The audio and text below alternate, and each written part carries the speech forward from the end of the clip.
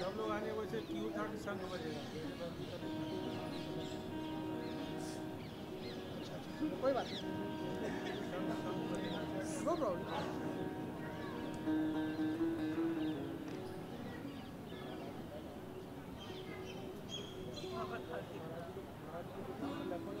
नमस्कार।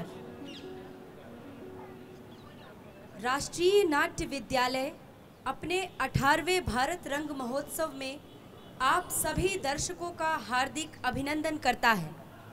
आज की हमारी प्रस्तुति है जानकी परिणय, निर्देशक राम मिलन ठाकुर, भाषा मैथिली। प्रस्तुति की अवधि है 2 घंटा। प्रस्तुति के दौरान मध्यांतर नहीं होगा। आप सभी दर्शकों से अनुरोध है कि अपने मोबाइल फ़ोन स्विच ऑफ कर दें या उसे साइलेंट मोड पर डाल दें। प्रस्तुति के दौरान किसी भी तरह की फोटोग्राफी या वीडियोग्राफी पूर्णतः वर्जित है। तो लीजिए, प्रस्तुत है जानकी परिणय।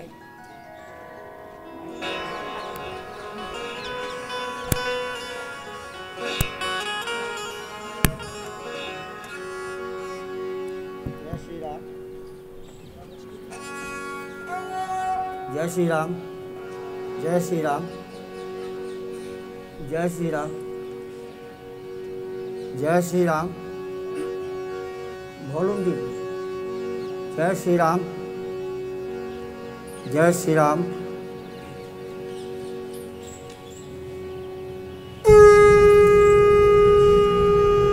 जय मिथिला,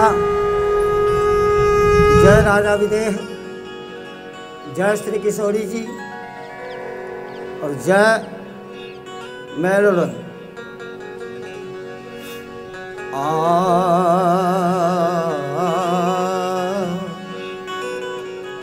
श्री हरि गुरु वैष्णव चरण कमलेभ्यो नमः। श्रीमन मारुतनंदनाय नमः। श्रीमद परमाचार्य परम विज्ञानशील सद्गुरुवृंद कमल प्रभाकर श्रीमद गोस्वामी तुलसीदासाय नमः। श्री रामाय रामभद्राय श्री रामचंद्राय वेदसे रघुनाथाय नाथाय सीताय पतये नमः। अखंड मंडलाकारं व्यापितं येन चराचरं तत्पदं दर्शितं येन तस्मै श्री गुरुवे नमः। वन्दे गुरुपदकंज कृपा सिंधु नररूपहरि महामोहतमपुंज जासु वचन रवि करनीकर। चाह नहीं यह लोक सधै नहीं चाह मुझे सुरलोक सिधाऊं। चाह नहीं सुख संपत्ति की नहीं चाह मुझे अनिमादित पाऊं। योनि अनेक मिले तो मिले मंजूर मुझे सब योनि में जाऊं। स्नेह लता लित चाह यही मिथिला में रहो मिथिले की कहाऊं। जनक सुकृति मूर्ति बदेही दशरथ सुकृति राम धर देही। हम सब सकल सुकृति के राशि भई जग जनमी जनक पुरवासी। पुनि देखवा रघुबीर विवाहो लेब भली विधि लोचन लाहो। एहन सुंदर मिथिला धाम कहाँ पायब दोसर ठाम। दुल्हा दुल्हिन सीताराम जनकपुर। दुल्हा दुल्हिन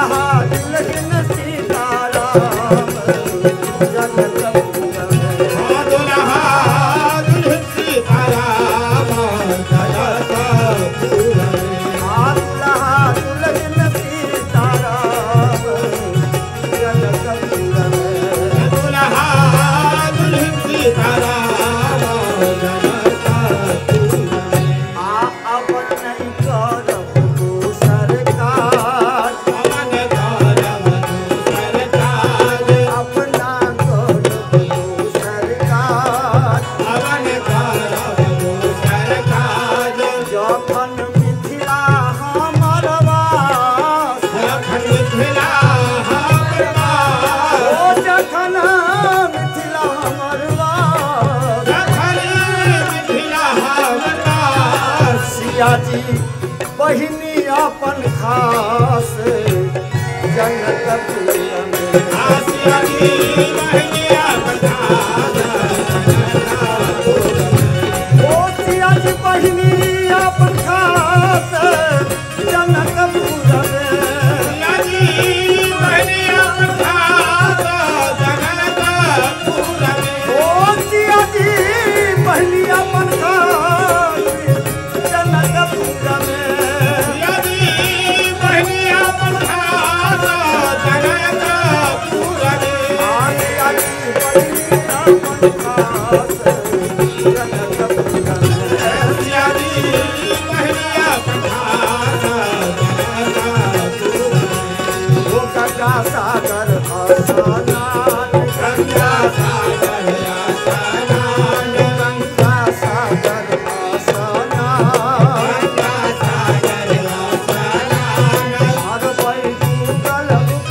के ध्यान हर वैदो गल रूप के ध्यान ओ धर बैठल रुक के ध्यान हर वै जुगल रूप के ध्यान हर बैठल रुक के ध्यान हर वै जुगल रूप के ध्यान जिनकर सेवक हनुमान जनकपुर में आदिन करे सेवक हनुमान जानकी जी जानकी जिनकर सेवक हनुमान जनकपुर में आदिन करे सेवक हनुमान जनकपुर में ओ जनकपुर में जनकपुर में जनकपुर में हो जनकपुर में जनकपुर में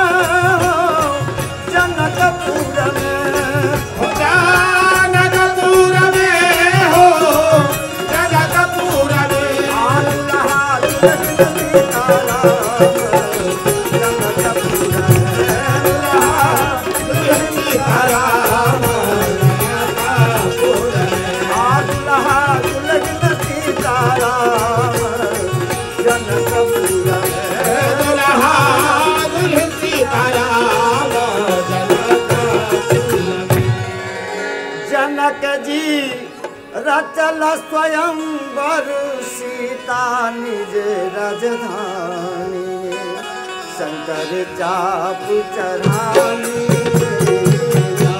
जनक जी रचल स्वयंवर सीता निज राजधानी में शंकर चाप चढ़ानी में हो जनक जी रचल स्वयंवर सीता निज राजधानी में शंकर चाप चढ़ानी में जनक जी रचल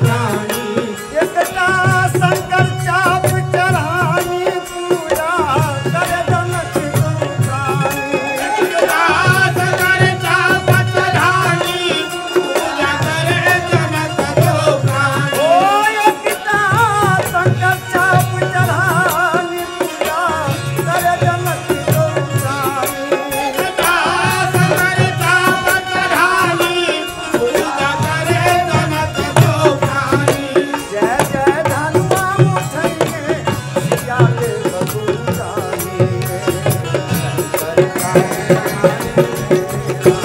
जय जय धनुआ उठई है प्यारे भगवानी शंकर चाप चढ़ानी जय जय धनुआ उठैये सिया के बबुरानी शंकर चाप चढ़ानी जय जय धनुआ उठई है प्यारे भगवानी शंकर चाप चढ़ानी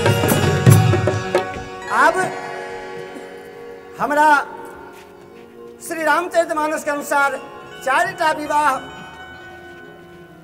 प्रभु श्री राम के जनकपुर में संपन्न कयल गेलन। 4टा कोन कोन विवाह संपन्न कयल गेलन? पहिल विवाह छै प्रण विवाह, हमर विदेह राज्य के प्रण छनि। दोसर धनुष यज्ञ विवाह, जे धनुष के तोड़ता हुनके साथ श्री जानकी के विवाह कयल जात। तेसर जयमाल विवाह, बहुत बड़का बड़का वीर लोग पधारने छला जनकपुर में ओहि स्वयंवर में, और आयल छथि। एखन ई जगह जनकपुर धाम बनल छै, जाहिठाम भगवान श्री राम के और जगत जननी श्री सीता जी के विवाह में महोत्सव में हम सब गोटे बैसल छी, ओहि आंगन में बैसल छी। ई मानि कऽ हम सब गोटे बैसब। आब राजा लोकनि आयल छथि धनुष तोड़बाक लेल। महाराजा लोकनि आयल छथि, रावण छथि, बानासुर छथि, बहुत राजा लोकनि छथि। आब राजा सब आबि रहल छथि धनुष तोड़बाक लेल।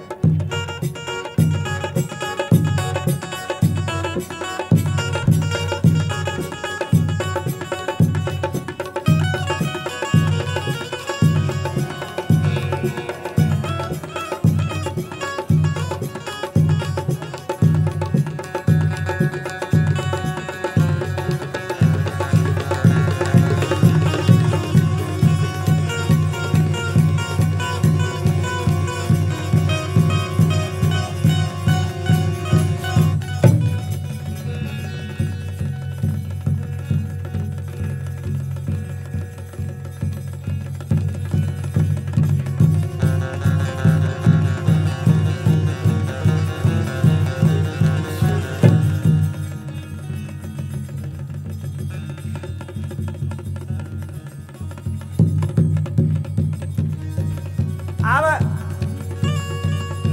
बानासुर आबि रहल छथि अपन लखपतिया के साथ।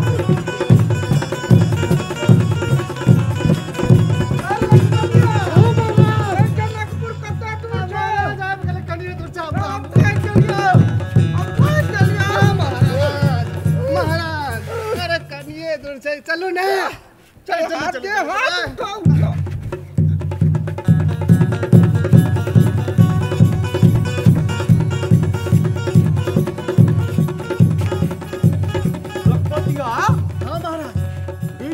जनकपुर छै रे? हाँ महाराज, महाराज हमरो महल छै, अपनो महल छै। आ एते सुंदर महल तऽ अपनो नहीं छै। महल जहन एते सुंदर छै तऽ सीता केहन हेथिन? चल चल चल।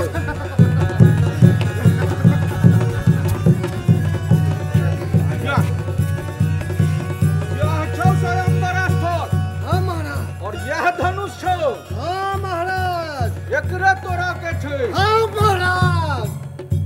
की जाऊ हम तोरा? हाँ महाराज, अहाँ जब छोटका मोटका धनुष तोड़ेला, अरे यहाँ धनुष के हन्ना हन्ना हन्ना का तोड़ चल जय जय महाराज।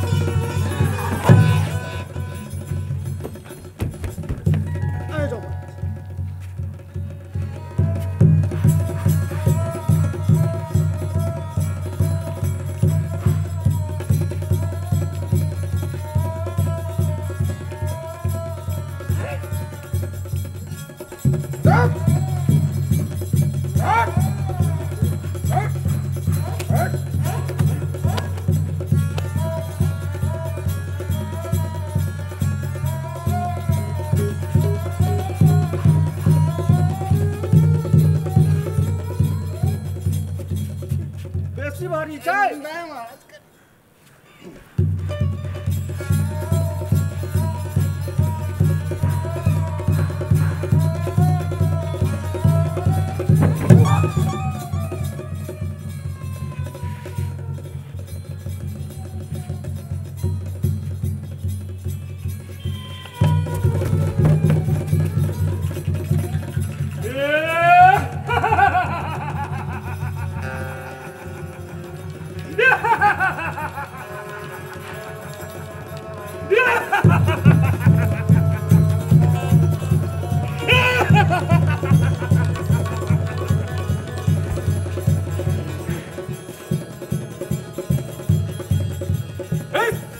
विद्यमान सभी सभासदों ध्यान से सुनो।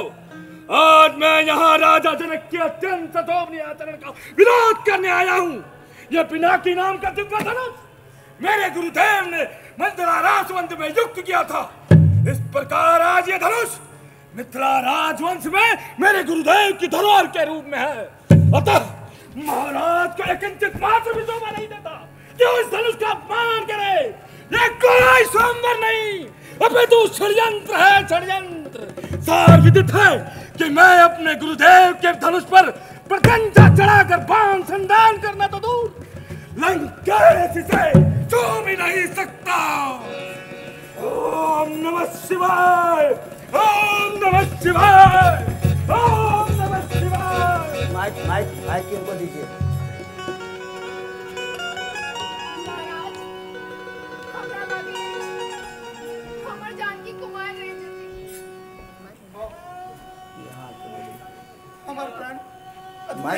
माइक दीजिए। लगाइए दोबारा लगाइए। जय पृथ्वी वीर विहीन भ गेल अछि।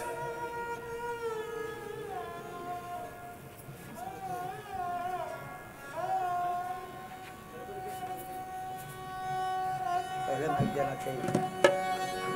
अब जतेक राजा लोकनि आयल छलाह, महाराजा लोकनि वीर लोकनि पधारने छलाह। रावण छथि, बानासुर छथि, क्यों धनुष के नहीं उठा सकला। हमर विदेह राजू के मन में कष्ट भ रहल छनि। ओ दुखित छथि जे ई पृथ्वी वीर से विहीन भ गेल।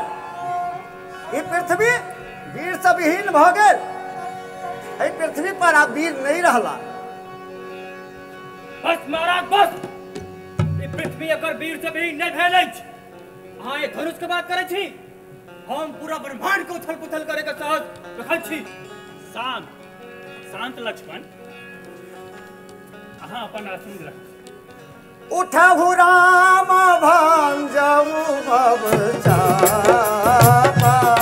उठहु राम भांजऊ भव चापा। बेटहु तात जनक परितापा। बेटहु तात जनक परितापा। अब अपने ही धनुष के देखल जाओ। आई धनुष के तोर जनक जी के मन के दुखी आत्म शांत करो। जय आज्ञा गुरुदेव।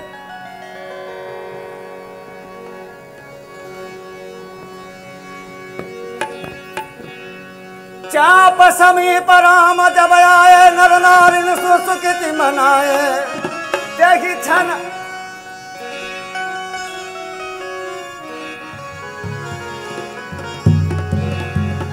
हे राम, ई कत्ता के नियम छे जे अपन पूर्वज के हड्डी के तोड़ दी। आकाशवाणी भ रहल छै जे हे राम, ई कतऽ के नियम छै जे अपन पूर्वज के हड्डी तोड़ी, अस्थि तोड़ी। राम जी ठाढ़ भ गेला, लेकिन प्रण के पूरा करबाक छनि। तें ले त चढ़ाब त खैचत गारे।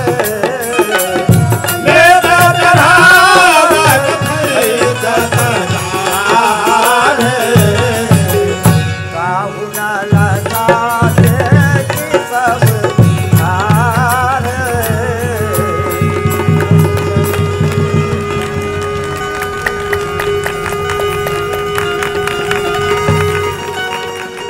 आई मिथिला के धरती, आई मिथिला के धरती महान भ गेलै जत सीता के स्वामी श्री राम भ गेलै। आई मिथिला के धरती महान भ गेलै, आई मिथिला के धरती महान भ गेलै जत सीता के स्वामी श्री राम भ गेलै। आई मिथिला के धरती महान भ गेलै, आई मिथिला के धरती महान भ गेलै जत सीता के स्वामी श्री राम भ गेलै। जत सीता के स्वामी श्री राम भ गेलै, जत सीता के स्वामी श्री राम भ गेलै। जत सीता विद्यापति के अंगना,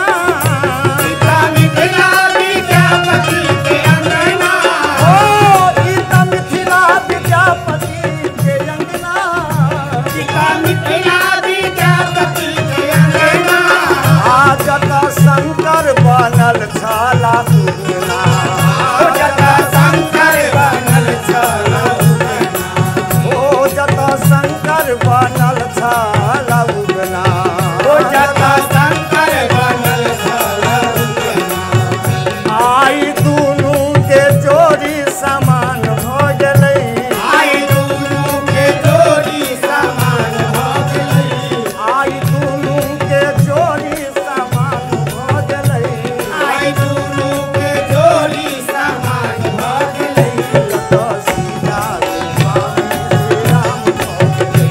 जत सीता के स्वामी श्री राम भ गेलै, आई मिथिला के धरती महान भ गेलै, आई मिथिला के धरती महान भ गेलै, सीता के स्वामी श्री राम भ गेलै।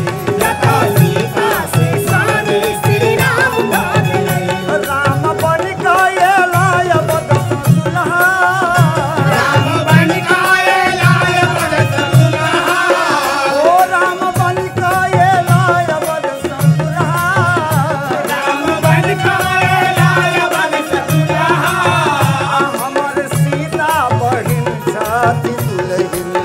हे हमर सीता बहिन छथि दुलहिन। हे सखी आई आंगन में सूरज चांद उग गेलै, आई आंगन में सूरज चाँद उग गेलै, आई आंगन में सूरज चांद उग गेलै, आई आंगन में सूरज चाँद उग गेलै, ओ जत सीता के स्वामी श्री राम भ गेलै। जत सीता के स्वामी श्री राम भ गेलै, आई मिथिला के धरती महान भ गेलै, आई मिथिला के धरती महान भ गेलै, ओ जत सीता के स्वामी श्री राम भ गेलै, जत सीता के स्वामी श्री राम भ गेलै, जत सीता के स्वामी श्री राम भ गेलै। जत सीता के स्वामी श्री राम भ गेलै। हे सखी, आब तऽ राम जी हमरा सबके पाहुन भ गेल अथि की? आब राम जी हमरा सबके पाहुन भ गेल अथि। एहिठाम जयमाल विवाह संपन्न करबाक छै। पाहुन अपने धनुष के तोड़लहुँ, हमरा सबके प्रण पूरा केलहुँ। आब एहिठाम अपने के कनेक जयमाल विवाह संपन्न करबाक लेल कनेक झुकऽ पड़त, कनेक झुकि जइयौ। नहीं झुकब। नहीं झुकब?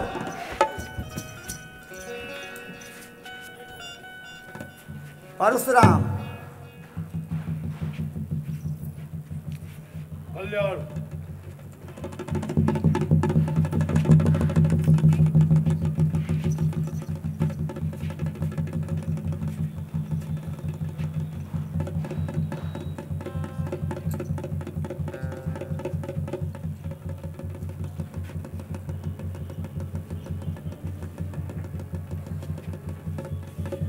कनि जोर से बुझाई। सौभाग्य होती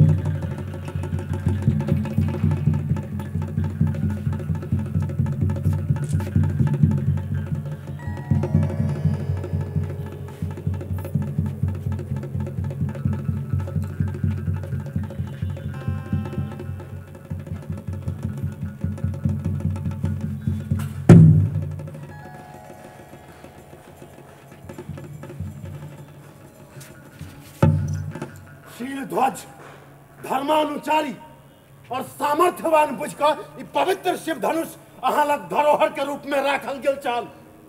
एकर एहन दुर्दशा एहि धनुष के भंग करे वाला सहस्त्र पाव के समान हमर शत्रु अछि। कौन है मूर्ख, ओकरा हमरा सम्मुख लाओ। प्रणाम भगवान।